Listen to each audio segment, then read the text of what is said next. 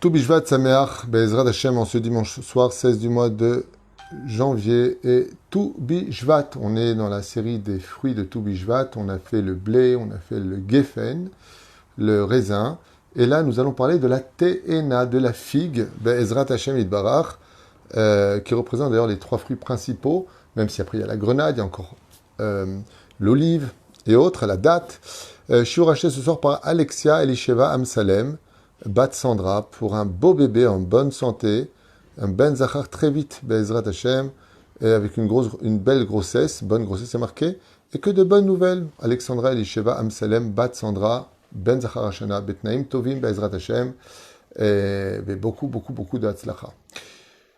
Mais quand la Misraël Kemouvan. Alors, la TNA, on va parler d'abord al pied halacha. Vous savez qu'il y a une grande marloquette à savoir est-ce qu'on peut manger ou pas des figues, est-ce qu'on peut les consommer, qu'elles soient fraîches, qu'elles soient sèches et autres.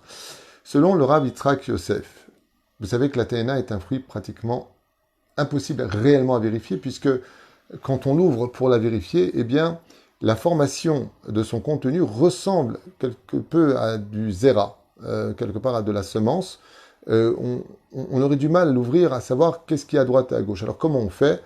Eh bien, c'est pas compliqué du tout. Vous prenez votre TNA, vous la coupez en 4, d'accord? Il y en a qui disent que c'est impossible, il y a des poskim qui disent que c'est impossible à vérifier, il faut éviter de les manger. J'en avais fait des cours il y a plusieurs années. Mais le Rav Yitzhak Yosef, ainsi que Rabbi Moshe Ederi, mon Rav, disait, dans ce cas-là, tu ne manges plus rien. Donc comment on fait pour manger de la figue? On l'ouvre en plusieurs compartiments, on la regarde sous la lampe, sous une lumière forte, et on observe avec nos yeux. Si avec nos yeux, on ne voit rien, c'est-à-dire que le ver de terre serait, si on a dedans, tellement petit qu'on ne le verrait pas, zemoutar les fiya halacha, puisqu'il est invisible à l'œil nu.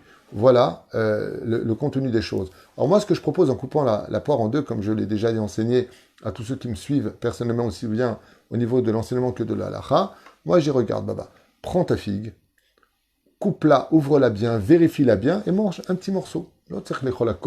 Quoique je me rappelle que mon Rav Rabbi Moshe Ederi Zatzal le coupait, il vérifiait parfaitement, et il la mangeait complètement aussi. Donc celui qui la mange, en tout cas, a sur qui compter. Celui qui la mange pas, il la mange pas. En tout cas, comme ce soir, il y a une de manger des figues. Les figues ont une grande particularité, c'est que non seulement on fait partie du tikkun de l'arbre de la connaissance du bien et du mal, il faut savoir que la figue renferme en elle toutes les vitamines dont nous avons besoin pour le corps humain. Donc c'est un fruit très spécial, et je vous invite à rentrer sur quelques commentaires à propos de la figue pour pouvoir en parler ce soir à table avec l'aide d'Hachem, pour avoir quelque chose à dire sur chaque élément. Je vous rappelle qu'il y a le prix Etz Hadar, c'est un livre du Tikkun de Tu Bishvat, Be'meod Kedai Bezrat Hashem, de chanter ce soir en l'honneur d'Hachem, surtout en l'honneur d'Eretz Israël, puisque Eretz Israël a pour couronne sur la tête les 7 fruits d'Eretz Israël dont elle se vante dans beaucoup de versets de la Bible, Bezrat Hashem, que nous avons le mérite d'être les enfants, ou plutôt les acteurs principaux. Alors on commence. À propos de la figue, qui est un fruit assez exceptionnel, Vaïta vadabar lifne Haman, vaya saetz. Quand Haman Aracha a demandé de préparer la potence pour Mordechai, Haman Azé, pour pendre Mordechai à Tzadik, Besha'a sheba Haman le'achin et haetz. Au moment où Haman est venu prendre l'arbre pour faire justement cette potence, Kara Kadosh Baruch Hu lechol atzei bereshit. Dans le ciel, Akadosh Baruch Hu a appelé les anges qui dirigent chaque espèce d'arbre sur terre. Mi iten atzmo ve'ikler racha ze alav. Étant donné que Akadosh Baruch Hu savait parfaitement que tout ce que nos ennemis ont voulu nous faire, en fin de compte, eux-mêmes sont tombés dans le piège.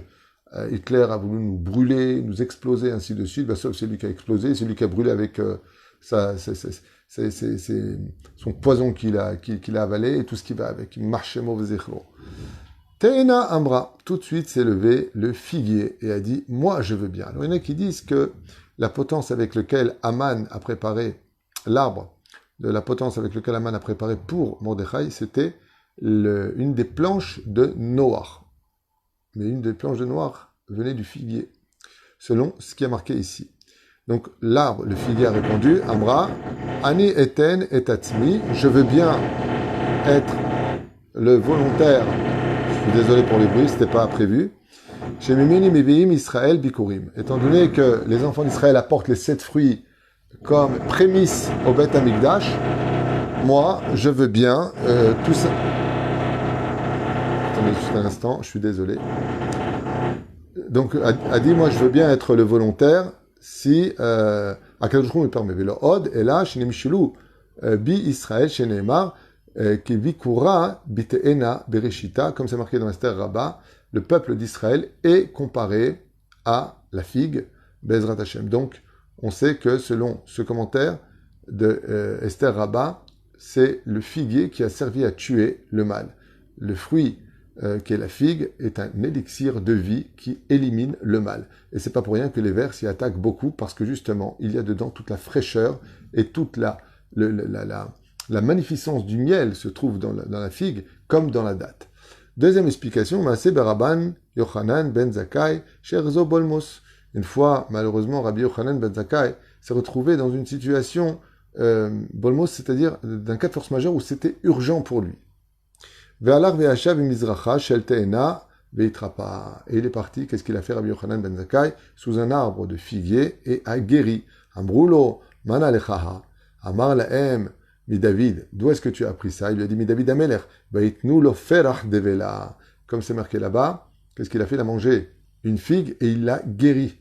Tashov rucho elav. Donc une fois, Bolmo, ça veut dire que Rabbi Yochanan s'est retrouvé à un domaine, à une situation où il a eu tellement faim, il était tellement mal qu'il a failli s'évanouir. Il est parti vite sous un arbre de figues. Il a pris une figue, il a vérifié, il a mangé et il a retrouvé goût à la vie. Il a repris son esprit et chose qu'il a appris du roi David, comme c'est marqué dans Midrash Zuta Kohelet. Vetrapeu ale tena ve'asu laem hagorot. On a vu aussi que dans la faute originelle, Adam et Ève, quand ils se sont rendus compte qu'ils étaient nus après avoir consommé de l'arbre interdit, eh bien, ils ont pris des feuilles de figuier et en ont fait des ceintures pour se couvrir les endroits. Pourquoi? Parce que c'était l'arbre qu'ils ont consommé eux-mêmes, comme le précise Rashi. Car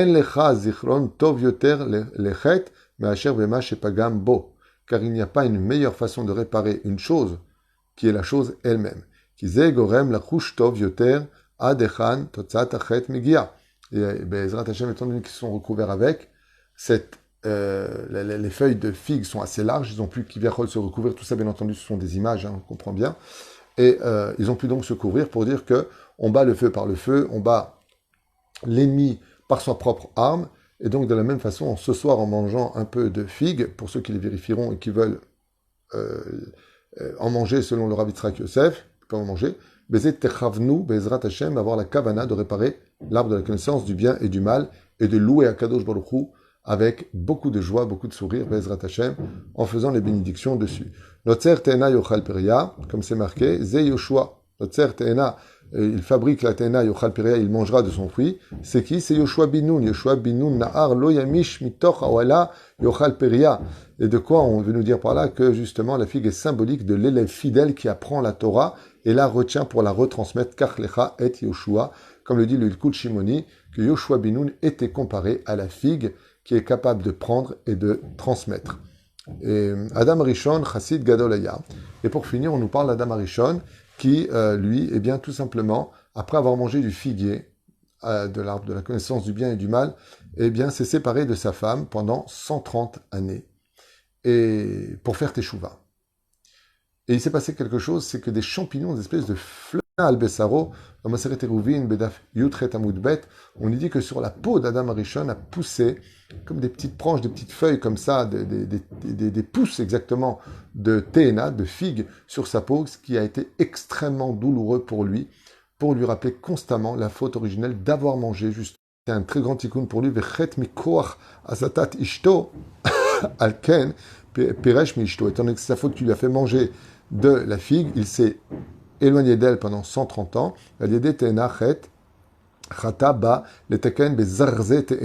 Comme l'explique le Shla Akadosh. Et donc, qu'est-ce qu'a fait Adam Arishon? Eh bien, il a tout simplement eu des pousses de feuilles de Théna sur son corps pour réparer la faute originelle. Donc, on voit que dans tous les commentaires qu'on a vus, les uns après les autres, eh bien, les fruits des Retzrel viennent mamash tous réparer la faute originelle et dévoiler la Géoula. Et l'ominastam que nos prophètes nous disent que un des signes les plus révélateurs de la Géoula finale, c'est quand Israël donnera ses fruits. Et les 7 fruits d'Eretz Israël en sont une des plus grandes révélations. Et c'est ces fruits-là que Dieu demande en premier au Beth Amikdash, puisque le monde du Tikkun a été fait pour la Torah et les mitzvot, mais dans la Gemara, on nous dit que la mitzvah la plus attendue de la création du monde, c'est Avaat Abikurim, le fait d'apporter les premières prémices au Beth Amikdash, d'où l'important aussi pour nous ce soir de remercier tous nos cultivateurs religieux qui respectent la Shemitah particulièrement et qui travaillent dans les champs, car il faut savoir que c'est Avodat Kodesh, c'est un travail extraordinaire que de faire pousser les fruits dans le Golan, dans les territoires d'Israël. On pourrait parler aussi du Zaït, on pourrait parler du Tamar. En tout cas, c'est un très très grand mérite pour nous de voir quand on passe comme ça dans certaines régions, de voir des milliers de palmiers, de voir des centaines de milliers de bienra pour nous d'oliviers, et tous ces symboles extraordinaires représentent justement la réussite d'un peuple qui revient sur sa terre, car il faut retenir à vie que chaque fois qu'Israël a quitté pour la Babylonie, pour Édom, le territoire d'Israël, la terre d'Israël a toujours refusé de donner ses fruits à aucune autre nation qu'Israël, pour dire que si la terre d'Israël est la femme du peuple d'Israël qui est le Khatan, alors les fruits en sont les 7 fruits de ce soir, Bezrat Hashem, dont nous avons eu le mérite de pouvoir parler. Je relance encore un petit chiour pour le Tamar, et je finirai avec ça pour ce soir, Bezrat Hashem Itbarach, juste pour vous donner l'occasion de pouvoir en parler, si vous en avez envie, en tant que dracha, pour ce Tou Bishvat de l'an de grâce 5782 et de 2022, de l'ère vulgaire, Bezrat Hashem. À tout de suite pour un prochain chiour, parce que si on ne le fait pas maintenant, alors quand? À tout de suite.